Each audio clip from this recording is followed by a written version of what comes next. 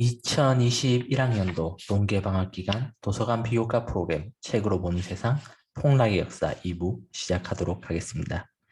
현재 페이지 아래의 이미지는 미 연방준비제도, 속칭 연준이나 FED라고 불리는 기관의 심볼입니다. 제가 2부 시작 페이지에서 이 심볼을 사용한 것은 현대에 들어서 미국의 세계경제 지배력이 강화됨에 따라 미국의 중앙은행인 연준의 경제정책의 여파가 연준이 의도한 방향이든 아니든 자산시장에 늘 강대한 영향을 끼치기 때문입니다. 근대의 폭락과는 달리 현대의 폭락의 전개는 미 연준의 정책을 빼고 오면 늘 반쪽짜리 이해밖에 되지 못합니다. 그러니 여러분들도 본 프로그램을 들으시거나 투자를 하시면서 연준에 대해서 늘 주지하시기 바랍니다. 본 내용에 들어가기 전에 동영상 공개 및 저작권 관련하여 몇 가지 공지를 드리도록 하겠습니다. 1부와는 달리 2부는 주 인용 문헌 없이 진행자가 여러 문헌들을 조금씩 인용하고 발췌한 내용들의 조합에 있기에 1부와는 달리 유튜브에 일반 공개 처리합니다. 유튜브를 통해 본 영상에 접근하신 분들은 2부는 있는데 1부는 어디 있어? 라는 의문을 가질 수 있어 말씀드리자면 1부는 일부의 주 인용 문헌인 금융투기의 역사의 저작권자인 국일미디어와의 협의에 따라서 본교 구성원들에게 한시적 제한적으로만 공개하기로 결정하였기에 유튜브로는 접근하실 수 없습니다. 이에 양해 바랍니다. 본교 LMS로 본 영상을 시청하시는 분들께서는 1부와는 달리 2부의 경우는 본교 도서관 유튜브를 통해 다시 시청하실 수 있으니 참조하시기 바랍니다. 여기에 사용하는 이미지들은 마이크로소프트 오피스 중 하나인 PPT의 클립아트를 조합하거나 퍼블릭 도메인 혹은 위키커먼스, 픽사바이, 플리커, 맥스픽셀, 미 어휘도서관, 저작권위원회 이미지에서 크리에이티브 커먼스 3.0 이하의 혹은 무료 공개 라이센스 이미지만을 수집하여 사용했습니다. 그 외에 여기에 사용된 인용 정보들은 여러 문헌들에서 두루 인용되었으며 최후반부에 그에 대해서 명시토록 하겠습니다.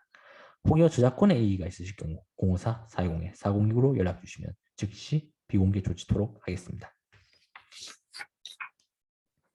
이분이 전에 이야기한 대로 IMF 사태, 닷컴버블, 서브프라임 모기지 사태 순으로 이제 진행하도록 하겠습니다.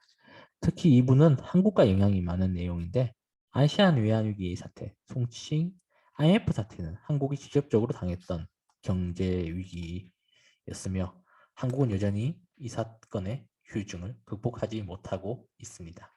닷컴버블은 미국에서 유래한 사건이긴 하지만 한국과 독일도 분명 닷컴버블의 주무대 중 하나였습니다. 서브프라임 모기지 사태는 미국이 주무대지만 그 파급이 너무나도 컸기에 한국 역시 그 영향에서 벗어나지 못했습니다. IMF 사태, 닷컴버블, 서브프라임 모기지 사태는 여러분들이 투자를 하지 않으시더라도 상식의 수준에서는 알아두셔야 한다고 저는 생각하고 있습니다. 이 세 가지 사건을 빼고 현대 한국의 사회경제를 이해할 수는 없기 때문입니다. 그럼 1997년 한국 외환위기, 속칭 IMF 사태에 대해서 살펴보도록 하겠습니다. IMF 사태는 단순히 자산시장의 폭락이 아닌 국가적인 금융위기였지만 명백히 자산시장의 폭락을 동반한 사건으로 그 원인과 발생에 대하여 자산시장의 참여자 그리고 한국인으로서 여러분은 아셔야만 하는 사건이기에 저는 이제 이번 프로그램의 섹션으로 선택하였습니다. 지금 이 프로그램을 듣고 계신 여러분들은 IMF에 대한 기억이 없으실 겁니다. 고학년 학생들께서는 IMF의 그 시기에 태어나셨을 거고 2학년 학생들께서는 아마 그 이후에 태어나셨을 거니 이제 부모님들이나 교과서, 미디어를 통해서만 들어보셨을 겁니다. 저 역시 IMF 사태는 아주 어릴 때 있었던 일이라 뉴스에서 위기라고 떠들었지 현실적으로 실감을 했던 세대는 아니긴 합니다. IMF 사태를 나타내는 몇 가지 키워드가 있습니다. 먼저 사태의 명칭이기도 한 국제통화기금, 말 그대로 IMF가 있습니다. 여긴 쉽게 말해서 국가의 달러를 빌려주는 국제통화기구입니다. IMF 사태는 국제통화기금이 우리나라의 구제금융을 해주는 것으로 상징되는 사건입니다. 그리고 IMF 사태로 1000포인트 가까이 되던 코스피가 300포인트까지 떨어지게 됩니다. 3분의 1 이하로 하락하게 된 건데 요즘 코스피가 3,000에서 2,500포인트 사이니까 지금은 보전 코스피가 1,000포인트에서 800포인트까지 떨어졌다. 이제 그렇게 보시면 될 것 같습니다. 상상되시나요? 그리고 많은 기업들이 파산하거나 대규모의 결국경을 하여 대규모의 실업자가 발생되게 됩니다. 이때의 직접적인 여파는 20년이 더 지난 지금은 어느 정도 사그라들었지만 이전까지 대기업의 파산과 공고사직 형태의 해고를 한 번도 겪어보지 못했던 국민들은 이때 겪었던 충격으로 그전까지 그다지 인기 직종이 아니었던 공무원 선으로 이어졌다는 점에서 간접적인 여파가 아직까지 이어져온다고 볼 수 있습니다. 그래서 제가 초반에 훌쩍 극복하지 못했다 이렇게 표현한 것입니다. 그리고 이러한 위기 앞에서 금모으기 운동이라는 대국민적인 단합이 일어나게 됩니다. 감동적인 일화이며 정신적인 극복을 이루긴 했지만 실제로 도움이 되었냐 마냐는 좀 논란이 있습니다. 그런데 이렇게 설명했는데 하나 중요한 게 빠져있죠. 원인입니다. 사실 IMF 사태의 제대로 된 원인은 이제 여러분들도 그리고 그 윗세대 분들도 어렴풋하게만 알고 있지 제대로 알지는 못할 겁니다. 왜일까요? 그건 이 프로그램을 듣다 보면 아실 수 있습니다. 먼저 IMF 사태를 가장 단순하게 본다면 한국이 보유한 실질 달러가 일시적으로 부족하게 되어서 또는 달러의 유동성이 감소하게 되어서 국제통화기금의 구제금융으로 달러를 받는 사건입니다. 여기서 제가 이제 유동성 감소라고 표현한 거는 사실 계산적인 의미에서 달러가 부족했다고 하기에는 좀 애매한 면이 있기 때문입니다. 어쨌든 국제통화기금의 대출 달러의 대가로 국제통화기금 요청대로 이제 한국은 경제 구조를 개편하고 국제통화기금에 대출한 달러를 상환하기 위해 많은 부동산과 기업 그리고 금모기를 통해 확보한 금을 외국에 매각하여 다시 국제통화기금의 달러로 상환한 것이 바로 IMF 사태입니다. 여기까지는 대부분의 사람들이 잘 알고 있습니다만 IMF가 왜 일어났냐 하는 것은 사람들에게 물어보면 대체로 잘 모르거나 막연하게만 알거나 편향적인 대답을 하기 마련입니다. 여러분들이 IMF 원인에 대해서 초중고 과정에서 어떻게 배우셨는지는 잘 모르겠습니다만 저의 경우는 이제 다음과 같이 배웠습니다. 90년대 들어서 국민들의 해외여행이 급증하게 되고 해외 명품을 많이 사게 되면서 달러 유출이 늘고 우리 상품의 해외 경쟁력이 약화되면서 달러 유입이 줄어들어서 외환 보유가 하락하게 되었다는 시기입니다. 그에 반해요. 웹상이나 엔터테인먼트 미디어에서는 대기업의 방만과 무능, 경제 관료의 사익 추구, 미국이 한국을 망하게 하려 했다는 그런 음모론식의 이야기를 하기도 합니다. 그런 내용의 책도 출판되었고 영화도 개봉되었던 걸로 알고 있습니다. 그 책과 영화는 제목이 논란이 될 수 있어서 이야기하지는 않겠습니다. 들으셨으면 아시겠지만 국가적으로 달러가 부족해졌다는 그 사실 자체는 확실한 듯합니다만 그 연유에 대해서는 교과서와 웹이나 미디어의 얘기가 서로 상반되게 나타납니다. 교과서는 마치 IMF 사태의 원인이 국민 개인한테 있다는 것처럼 초점을 맞춘 반면 미디어에서는 정부와 기업 또는 미국의 책임이 있다 식으로 초점을 맞추고 있습니다. 네, 저희는 어느 장단에 이걸 맞춰야 할까요? 물론 교과서도 미디어에서의 이야기들도 각자 어느 정도는 맞을 겁니다. 다만 스포트라이트를 그러한 이야기들에만 맞추는 것은 편향된 접근일 것입니다. 관심법 좀 쓰자면 교과서는 기득권들의 책임 회피를 위해 저런 서술을 했고 웹이나 미디어에서는 기득권들의 저런 태도에 대한 반발과 국민 스스로 정신승리를 하기 위해서 음모를 펴는 것 같습니다. 물론 미디어에서 그런 건 그런 정신승리 말고도 실제로 음모론 쪽이 재밌으니까 그런 것도 같습니다. 어쨌든 그럴 수도 있지만 사실 그렇게 생각하지 않아도 각자가 저런 위에 서술하는 것은 일견 이해는 됩니다. 그도 그럴 게 IMF 사태는 아동이나 청소년이 이해하거나 가십거리로 접하기엔 지나치게 복잡하기 때문이며 사태에서 책임 소재도 모호하기 때문입니다. 복잡하다는 측면에서 결국 이 프로그램의 설명도 어떤 의미에서는 편향적일 수밖에 없으니 이를 고려하시고 들어주시기 바랍니다. 이 프로그램은 어디까지나 IMF를 금융투자적인 관점에서 이제 본 프로그램일 뿐입니다. 그럼 본격적으로 IMF 발생 원인에 대해서 살펴보도록 하겠습니다. 사실 한국 사람들이야 97년 한국의 외환위기라는 사건으로 기억하는 경우가 대부분입니다만 전 세계적으로 본다면 97년의 외환위기는 한국만의 사건이 아니었습니다. 한국의 외환위기는 97년 아시안 외환위기라는 전체 사건의 단 한 부분에 불과합니다.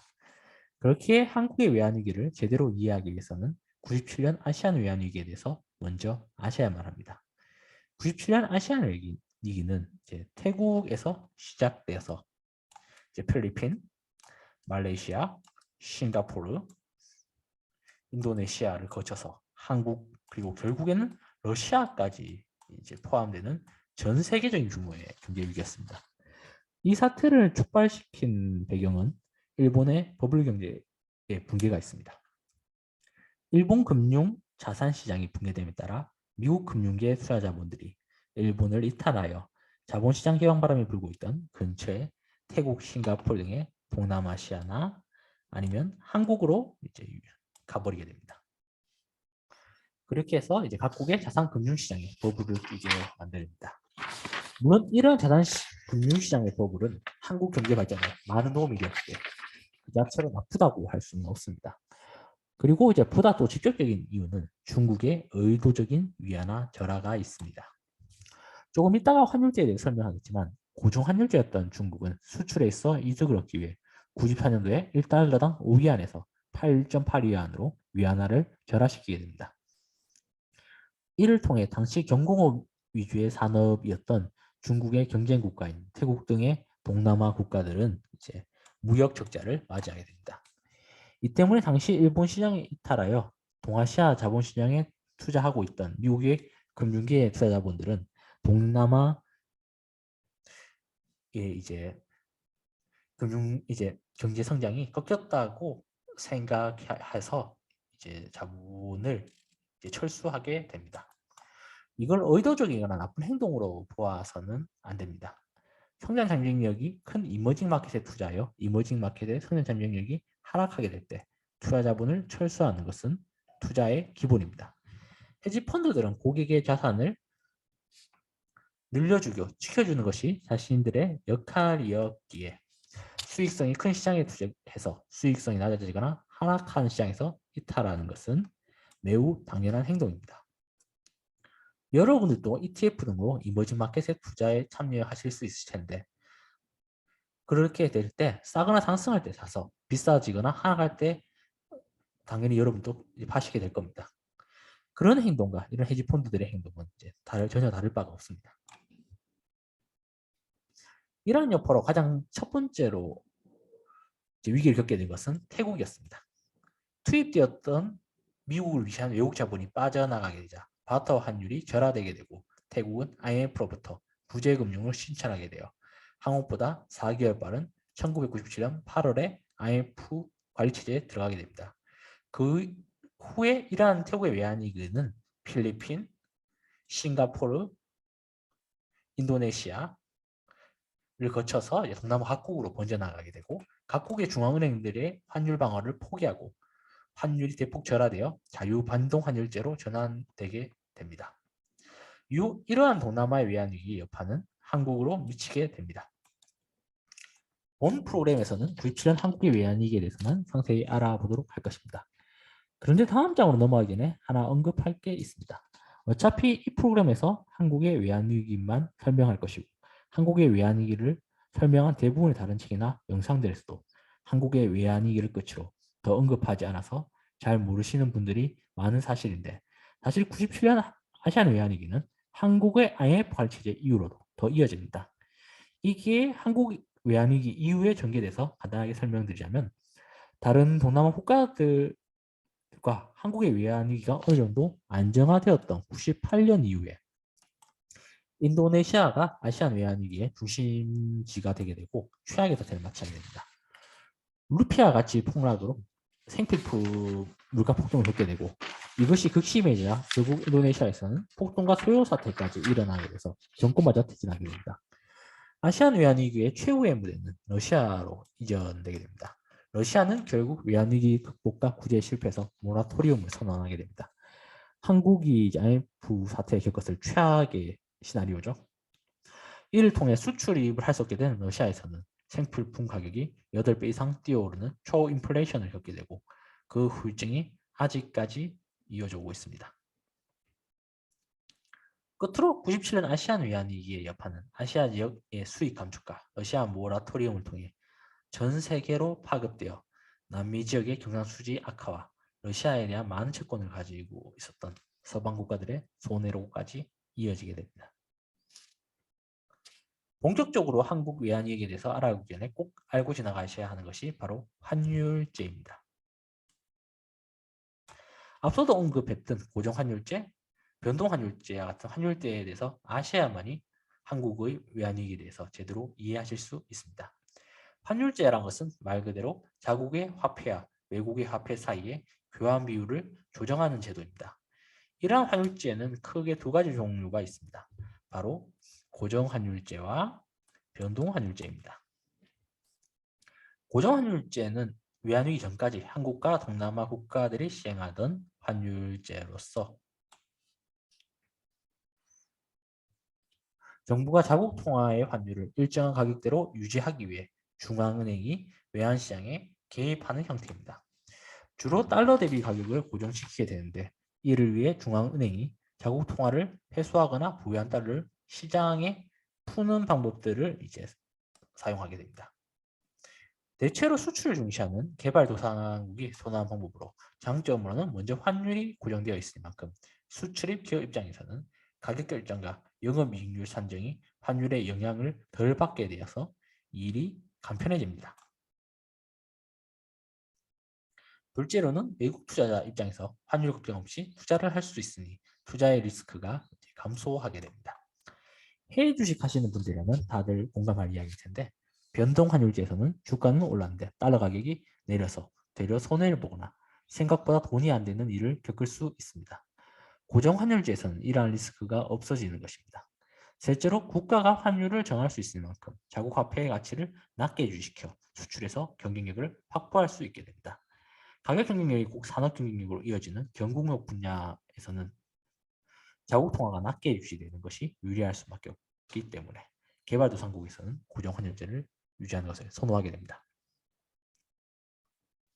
다만 그렇다고 고정환율제 다만 이제 그렇다고 해서 고정환율제가 이제 마냥 유리하기만 한다면 이제 모든 국가들이 고정환율제를 해야 할 텐데 실제로 그렇지는 않죠. 선진국도 실제로 고정환율제를 잘 하진 않습니다. 왜냐하면 고정환율을 유지하기 위해서는 앞서 언급한 대로 중앙은행이 지속적으로 보유한 달러를 소모하게 됩니다. 그렇기 때문에 국가적으로 막대한 자금이 소모될 수밖에 없습니다. 그리고 자칫 잘못하다가는 치킨 게임으로 가버릴 수 있기 때문에 식량이나 원자재 자급도가 낮은 국가 입장에서는 인플레이션으로 이어질 수 있습니다. 이제 변동환율제의 경우는 외환위기 후 한국과 동남아시아 국가들이 시행하게 된 환율제로 많은 선진국들이 선택하게 된 환율제입니다. 이는 시장 원리에 의해 화폐들 간의 수요와 공급 관계에 따라 교환 가격이 정해지는 환율 제도입니다. 이 제도의 장단점은 고정 환율제의 반대인데 장점은 중앙은행이 환율 유지를 위해 노력과 비용을 적게 들여도 된다는 점이고 단점은 늘 자국 통화 가치를 낮게 유지할 수밖에 없으니만큼 수출입에서 환율의 이점이 낮아지게 되고 수출입 기업 입장에서는 영업에 있어서 환율에 많은 신경을 써야 하고 외국인 취업자 입장에서도 환율 리스크를 염두에 둘 수밖에 없어서 투자시장의 접근성이 떨어지게 됩니다. 당시 한국은 고정환율제라서 1달러당 800원 전후의 가격대를 유지하고 있었습니다. 지금보다는 원화의 가치가 높긴 했는데요. 사실 90년대 중반에 한국은 경공업 국가는 아니었기에 고정환율제 유지가 이유가 동남아 국가들이랑은 조금 달랐습니다. 수출 경쟁력보다는 기업 브랜드들이 또는 이제 금융적인 이유가 강했습니다. 그럼 이제 당시 한국 상황을 알아보도록 하겠습니다.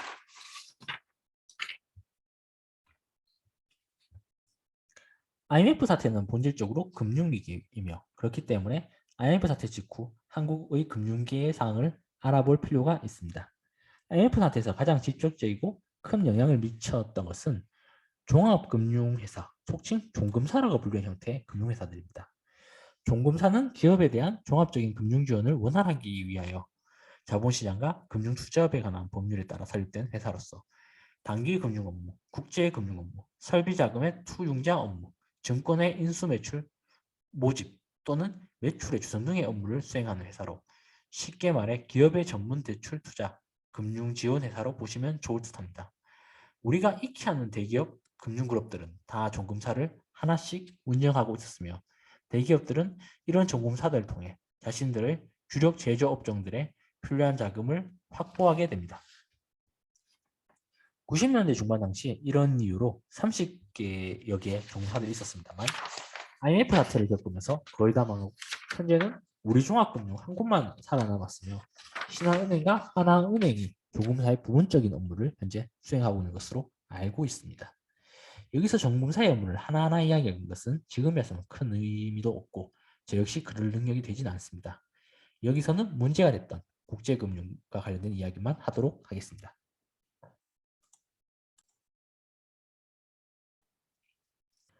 당시 경공업에서 중공업으로, 중공업에서 첨단공업으로 막 전환하던 한국 기업들 입장에서는 막대한 대출이 필요했습니다.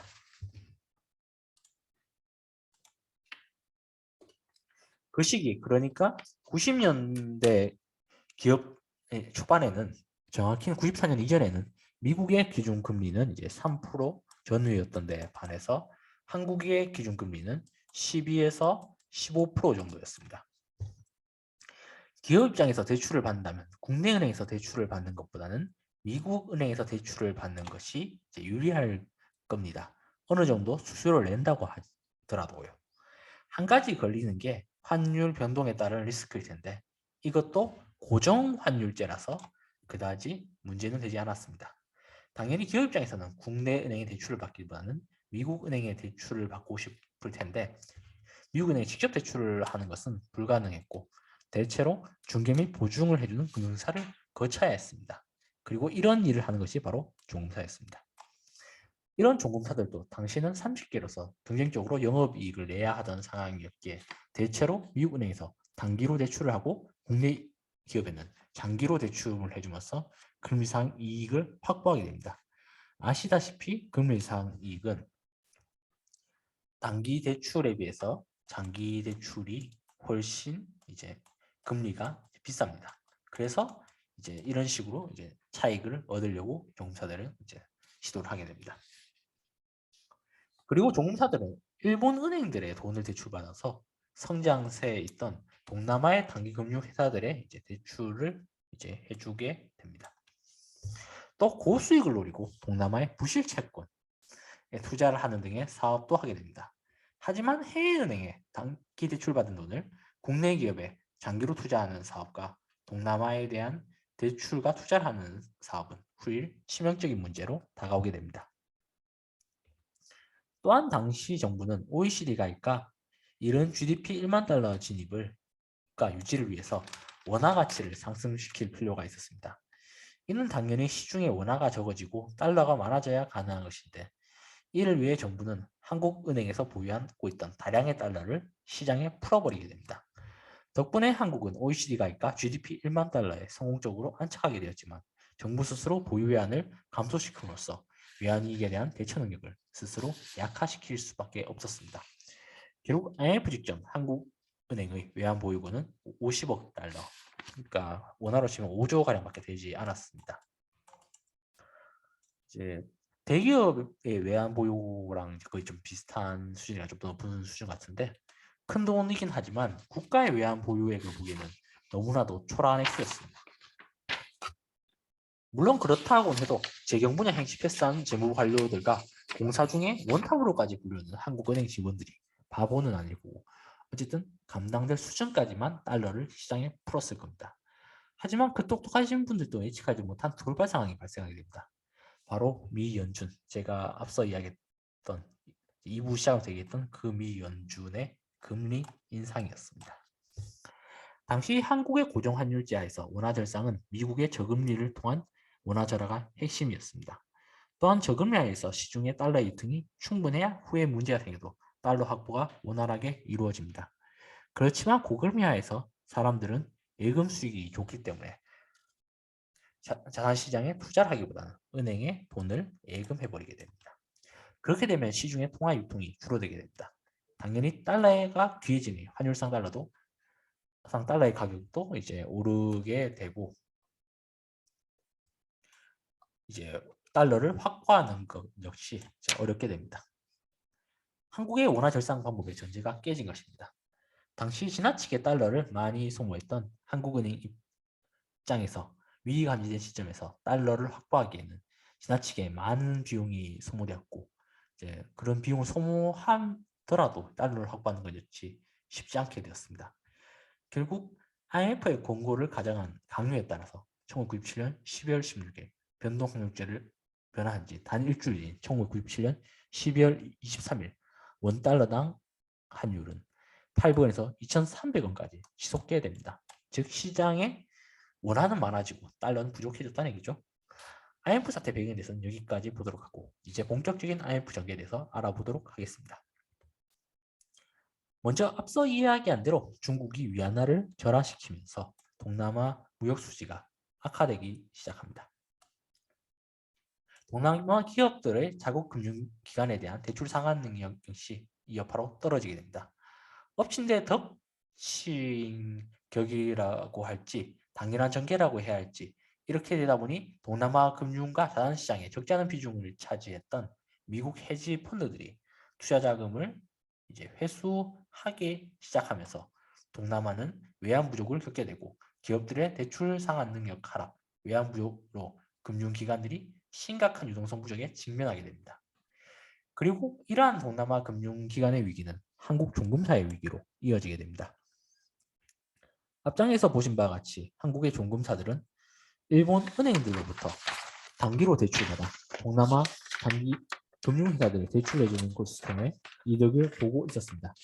하지만 동남아의 단기 금융회사들이 금융위기에 의해 당국으로부터 영업정지 명령을 받으면서 종금사들은 동남아로부터 대출 및 투자해준 자금을 회수할 수 없게 됩니다.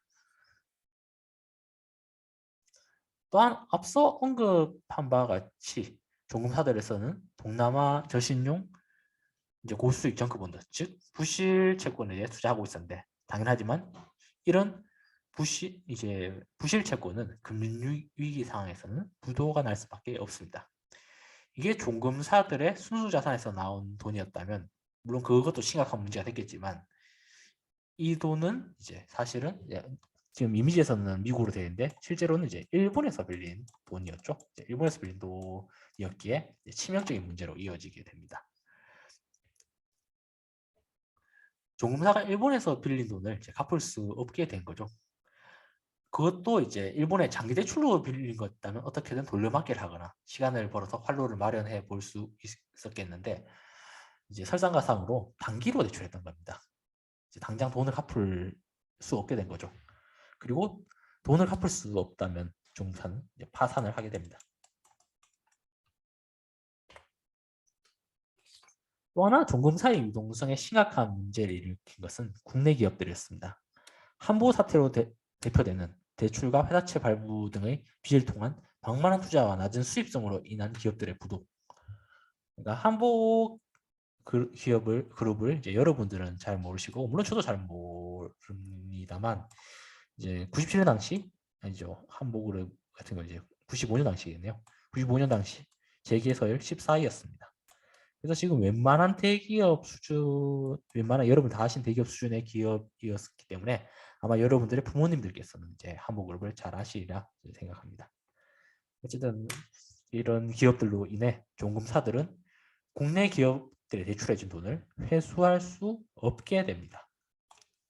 거기다 이 돈은 동남아에 대출해준 돈과 마찬가지로 해외 미국 은행들에게 단기로 대출받은 돈이었기에 또 하나의 촉박한 위기에 직면하게 됩니다.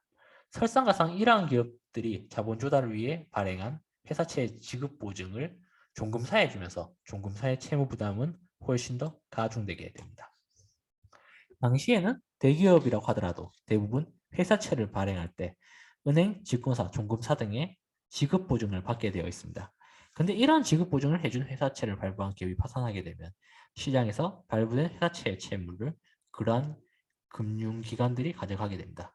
즉 회사들 대신 금융기관들이 대신 빚을 갚아야 되는 거죠. 자, 산이 튼튼한 은행들은 어찌어찌 버텨낼 수 있었겠지만 증권사나 조금사들은 이러한 빚들이 치명적으로 다가왔습니다. 특히 해외은행의 돈으로 동남아와 국내 기업에 대출해준 자금의 회수가 불가능해져서 해외은행에 대한 채무 이행이 어려워진 종금사 입장에서는 엎신에 덮친 지역으로 이 문제가 다가왔고 결국 파산 위기에 직면하게 됩니다. 여기서 종금사가 파산을 피하기 위한 유일한 출구는 한국은행, 즉 정부의 외환구제뿐이었습니다.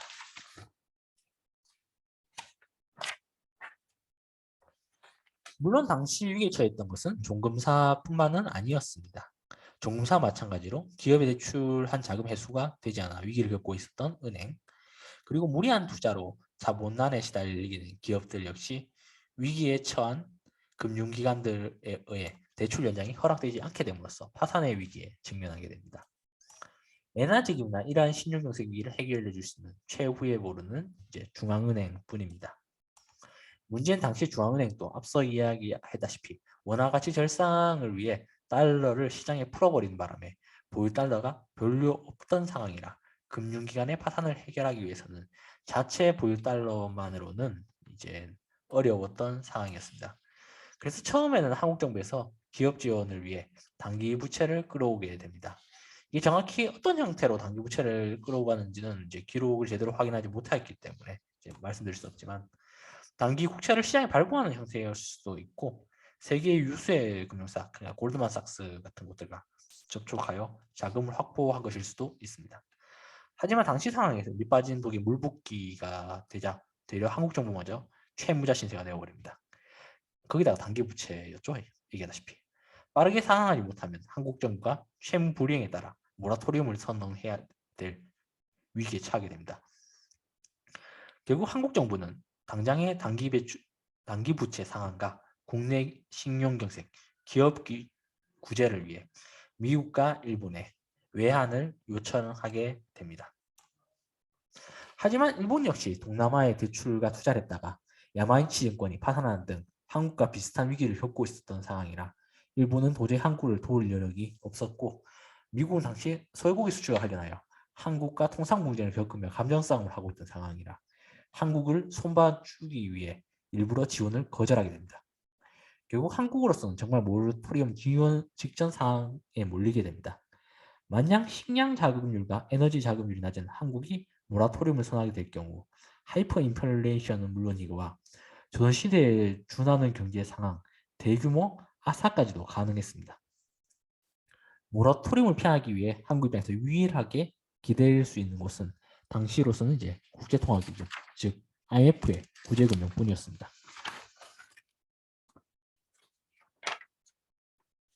그럼 IMF의 구제금융 조치를 살펴보기 전에 당시의 기업과 종금사로 대표되는 금융기관들 사이에서 발생된 문제의 경과에 대해서 다시 한번 살펴보도록 하겠으며 만약 중앙은행 그러니까 한국은행의 외환 보유가 정상적이었다면 어떻게 문제가 수습됐을지에 대해서도 살펴보도록 하겠습니다.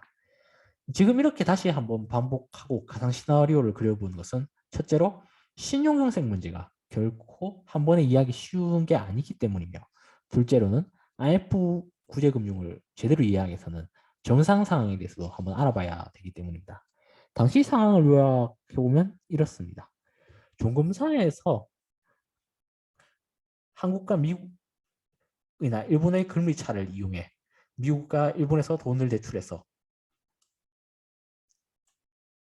그 돈을 한국 기업과 동남아 금융기관에 투자하게 됩니다. 하지만 한국 기업들의 무리한 투자로 인한 파산과 동남아 금융위기로 종검사의 채권은 부도를 맞이하게 됩니다. 원금 회수가 불가능하게 된 거죠. 이때 발생하는 문제는 두 가지입니다. 첫째로 종금사가 이러한 미국이나 일본의 외자를 대출받아서 했기에 갚지 못하게 되면 종금사의 채무 부도로 파산하게 될 것이고, 이러한 국제금융상의 채무 불이행은 국가 신용 하락으로 이어집니다. 둘째로는 신용 경색입니다. 투자 자본 회수가 안 되면 신규로 대출을 받아야 할 기업들의 돈줄이 이제 막히게 됩니다. 그렇게 되면 그 기업이 당장에 지출해야 할 공장 건설, 자재 구입 등의 투자에서 발생한 대금, 그러니까 다른 회사들에게 진 빚을 갚을 수 없게 됩니다. 그 중에는 외국 기업들도 많이 있을 거고, 그 회사들에는 원화가 아니라 바로 달러로 지급을 해야 되는 거죠. 그리고 직원들의 월급도 주어야 한 것입니다.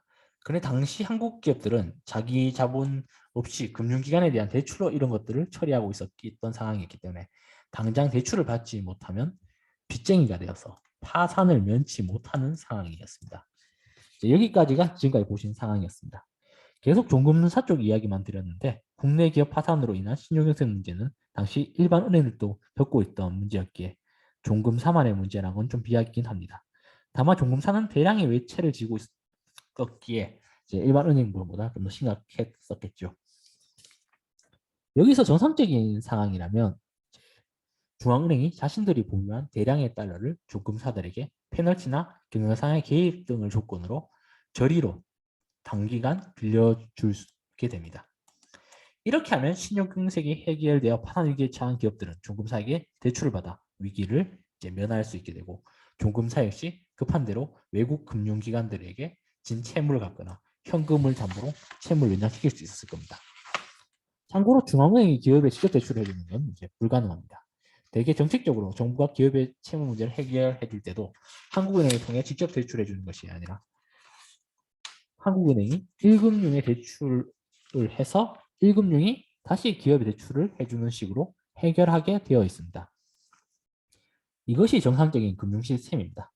개별 기업들과 금융기관의 문제는 늘 발생하는 것이고, 이러한 문제는 중앙은행의 개입과 지원으로 늘 해결되기에 사실 이 문제도 한국은행 쪽에, 그러니까 이런 한국의 외환위기 문제도 한국은행 쪽에 충분히 외환 보유를 했다면 물론 좀 큰 문제긴 했지만 IMF 사태라는 그런 초유의 사태로까지 비화되지는 않았을 것입니다. 기업과 금융기관에서 원화의 신용경색이 발생했다면 한국은행 자체적으로 해결이 가능했을 겁니다.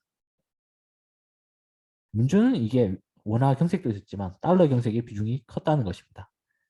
하지만 앞서 봤듯이 당시의 한국은행은 달러 보유고는 처참한 수준이었기에 한국은행이 기업과 종금사의 채용 문제에 개입할 수 있는 능력은 없었습니다.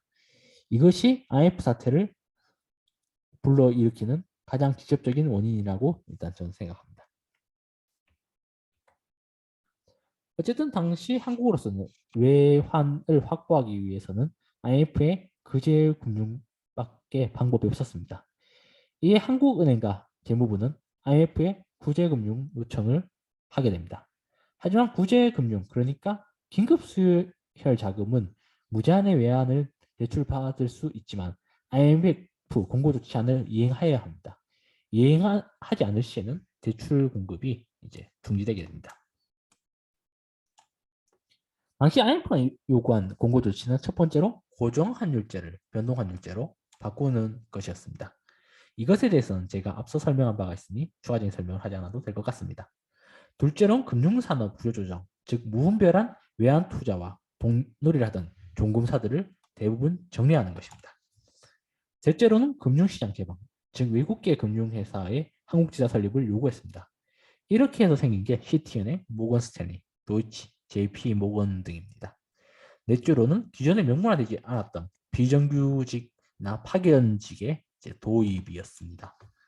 다섯째로는 한보 같은 부실 기업들을 구조조정하라는 것이었습니다. 결국 여기에 포함되었던 기업들이 이제 기아그룹, 대우그룹 등이었습니다. 그 외에 기업 정보 공시 감시 철저, 정부의 부실 기업 금전 지원 배제, 적대적 M&A 허용, 외국인 주식 매입 한도를 26%에서 55% 이제 증대시킨 조치를 IMF에서는 이제 공고했습니다. 결국 이런 IMF 컨설팅안을 수용하게 된 결과 기존에 30여 개 가까이 있던 종금사는 현재 우리 종금 한 군데만 이제 남아 있게 됩니다. 물론 부분적인 종금 업무나 종금 업무 자체는 하나은행이나 신한은행도 현재는 좀 하고 있습니다. 그리고 앞서 이야기한 바치 고정환율제를 변동환율제로 변경하게 되고 변경한 지 한 주 만에 이제 달러당 80원이던 원달러는 2,000원대, 즉 2,300원까지 치솟게 되고 수입품 가격이 폭등하게 됩니다. 당연히 식료품, 의류 가격 역시 치솟게 됩니다. 다만 한 가지 다행인 것은 이 시점에서 한국은 현재와 같이 농산물 개방을 하지 않았다는 것이었습니다. 만약 현재와 같이 농산물 개방 상황에서 했다면 정말 식량 가격 인플레이션이 심각했을 겁니다. 그리고 당시 재계서열 무려 2위였던 지금은 보시면 현대차 위치입니다. 대우그룹과 7위였던 기아그룹이 분식회계 등의 부실 기업으로 지정됨에 따라 금융경색이 일어나서 결국 파산되게 됩니다. 지금으로 치면 이제 현대자동차와 하나그룹이 파산된 것 정도로 생각하시면 쉬울 듯합니다. 이렇게 대기업들이 파산함에 따라 대량의 실업자가 발생되었으며 비정규직이 양산되게 됩니다. 결국 이때의 트라우마가 아직까지 이어져서 실업으로부터 자유롭고 안정적인 공무원 선으로 이어지게 됩니다. IMF 사태 이전에는 공무원은 이제 지금같이는 선호되는 직업은 아니었습니다. 그리고 결정적으로 이제 주가가 이때 엄청나게 하락하게 됩니다. 1997년 9월 990포인트던 코스피 지수가 IMF 사태를 거치면서 이제 98년 9월에는 290포인트까지 하락하게 됩니다. 자산이 70%나 증발하게 된 거죠. 이제 지금으로 치자면 이제 거의 한 900포인트까지 떨어진 것으로 생각할 수 있겠는데 어떻습니까? 끔찍하죠? 상상이 되십니까? 여러분들 주식 계좌의 돈이 마이너스 70%를 찍는 걸요. 어쨌든 당시에 그런 상황이었습니다. 한국의 IMF 극복에 대해서도 지금 또 이제 그런지는 모르겠지만 과거 교과서에서는 국민들이 과소비를 줄이고 저축을 늘렸고 금모으기 운동을 했기 때문에 하고 또 이제 국산품 애용했기 때문에 IMF 극복을 할 수 있었다고 이제 서술을 했습니다.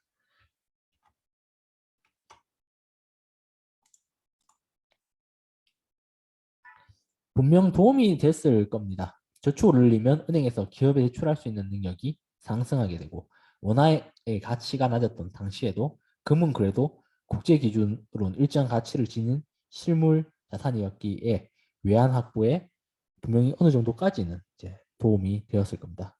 그럼에도 이것만으로 IMF 극복이 이루어졌던 것은 아닙니다. 앞서 보셨듯이 IMF 사태라는 것은 일개 개인이나 소비자는 무관한 곳에서 일어난 사건이고 마찬가지로 일개 개인이나 소비자의 노력이 IMF 사태 극복에 미치는 영향이 크다고는 솔직히 하기 힘듭니다. IMF 사태 극복에 가장 큰 도움이 됐던 것은 사실은 앞서 본 IMF 공급 조치 이행이었습니다. 먼저 금융시장 개방과 외국인 투자 자율화 조치를 통해 한국 금융시장과 투자시장의 외국 자본 유입이 과거보다 원활하게 이루어져서 국내 시장에 달러 자체가 이제 좀 예전보다 많아지게 되었고요. 둘째로 당시 미국에 불고 있던 닷컴버블과 한국의 원활한 통신 인프라를 활용하여 정부에서는 IT 벤처 창업을 지원을 유도하게 됩니다. 이를 통해 한국에서 외국인들이 IT 기업에 투자할 수 있게 유도함으로써 외자를 유치할 즉 달러를 유치할 수 있게 되었습니다. 그리고 벤처 창업 활성화를 통해 IMF 공고층 이행의 부작용으로 발생한 실업 문제를 적지 않게 해결할 수 있었습니다. 그러나 이런 IT 벤처의 문제는 다음 파트에서 보겠지만 결국 엄청난 파급으로 비극으로 다가오게 됩니다. 셋째로 대형 그룹으로 운영되던 대기업들을 각각의 사업별로 분산시키고 부여조정을 함으로써 부자 슬림하게 기업을 운영할 수 있게 되어 채무를 줄일 수 있게 되었습니다. 그러나 이 과정에서 보다 직접적으로 달러를 확보할 수 있었던 것은 돈 되는 계열사의 지분을 외국인에게 이제 팔기 위해서였습니다. 이 과정에서 외국인에게 매각된 회사들도 무수히 많고 최소한 국내 알짜 회사들의 경영에 외국인들이 개입할 수 있는 환경이 조성되게 됩니다. 회사와 경영권을 팔아서 달러를 확보하게 된 것이죠. 어떻게 보면 황금알을 낳는 거위의 배를 가르는 행동을 통해 이제 위기에서 벗어났다고 또 볼 수 있습니다. 우화랑 다른 건 이제 물론 진짜 이제 여러분들 아시는 그 황금알 낳는 거위 그 동화랑 다른 것은 진짜 거위 뱃속에 물론 황금이 있었기 때문에 이제 문제를 벗어날 수 있던 거기도 합니다만 말입니다. 넷째라는 신용카드의 대량 발부입니다. 사실 90년대 중반까지 한국에서 신용카드는 그렇게 자주 사용되지는 않았습니다. 대부분 현금으로 물건을 구매하였고 신용카드 단말기조차 없는 상가들이 많이 있었습니다. 아시는 분은 아시겠지만 현금 거래는 매출 조작을 통해 탈세하기가 무척이나 쉽습니다. 정부에서 빠르게 자금을 확보해야 외채 상환을 할 수 있었기 때문에 탈세 문제들을 해결함으로써 세수 증대를 정부는 깨야 했던 거죠. 그리고 IMF 사태 이후 침체였던 소비를 활성화시킬 필요도 이제 있었고요. 실제로 이렇게 신용카드를 대량으로 발부함으로써 IMF 관리 체제에 들어가던 해인 1997년 71조 원이던 세수가 관리 체제가 종료되는 해인 2001년에는 102조까지 늘어나게 됩니다. 하지만 이런 무분별한 신용카드 발부는 대량의 신용 불량자를 양산해서 수많은 사람들을 파국으로 몰아가게 됩니다.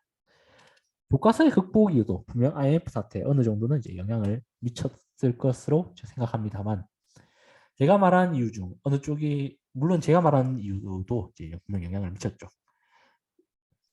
교과서와 제가 말한 이유 중 어느 쪽이 더 큰 영향을 미쳤는지에 대해서는 제가 이제 단언할 수 없습니다. 다만 한마디 이제 하자면 교과서처럼 국민들의 단합으로 부작용 없이 아름답고 좋게만 IMF 사태가 해결됐던 것은 결코 아니라는 것입니다. IMF 사태 해결에는 많은 기업과 개인의 희생이 동반되었습니다. 이렇게 희생을 통해서 해결하는 게 인생이죠. 네, 뭐 그렇습니다. IMF 사태에 대해서는 이제 여기까지 보도록 하겠습니다. 투자랑은 좀 너무 많이 다른 이야기를 하게 된 것 같은데 우리가 긴축통화국이 아닌 이상 외환 문제로 자산시장이 폭락하는 것은 늘 잠재적으로 겪을 수 있는 문제입니다.